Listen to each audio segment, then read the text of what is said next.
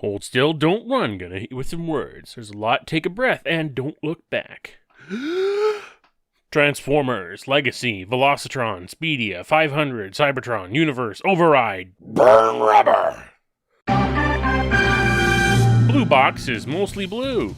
Many pictures, many words, and thief-friendly. So, who the crap is Override? I don't know, but I do know of a very similar-looking boy bot by the name of Nitro Convoy, who in Transformers Galaxy Force was the leader of the Cybertron colony world Spedia. Now there's hearsay that in English-speaking markets this character was Rule 63, didn't given the name this figure has to fill the same role in the equally similarly speed-themed colony world of Velocitron. I wouldn't know anything about that because it would require acknowledging that Transformers Cybertron exists as anything other than an overwritten annoying pile of noise pollution. I wish you'd shut up! Since this figure comes out of the box in vehicle mode, we're going to start at that for a change.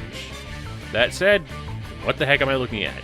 Clearly not even close to any real-world vehicle that I know of. Override is an alien race car decked out in red, white, and black, with gold-trimmed details, clear red wheels, cockpit hatch, and a couple of dabs of blue.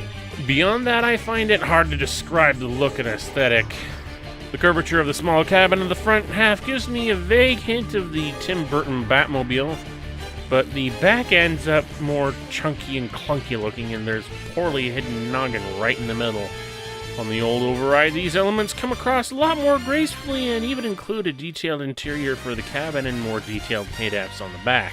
All that having been stated, though, I don't know, I still kind of like the proportions of this new one better. From a technical and aesthetic consideration, nothing flows quite as well, but I don't know, I really can't put my finger on why it never looked good to me, whereas this one does, somehow.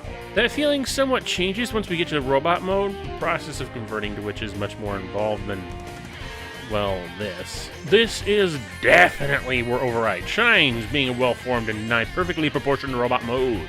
Granted, the legs seem to go on forever, and the torso could be just the tiniest bit bulkier, but beyond that, it pretty much captures the on-screen character model to a T. Well, at least far better than...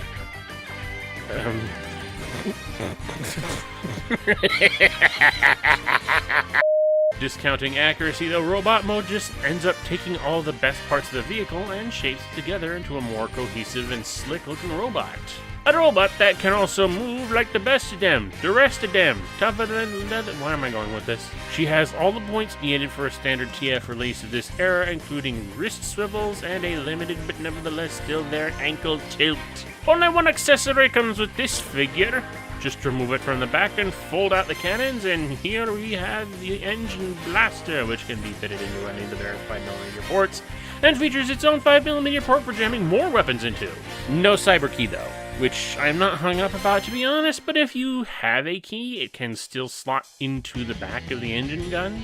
Awesome as it is, though, it is mostly a big black chunk that could really have done with the extra paint apps like those on the original.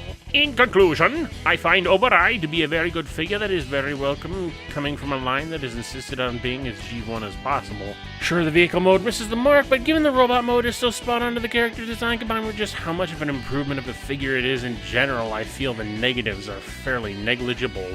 Except, not exactly. I know this is one of those things that I batted on about, and I gather that what little audience I have is tired of how I bring it up all the time.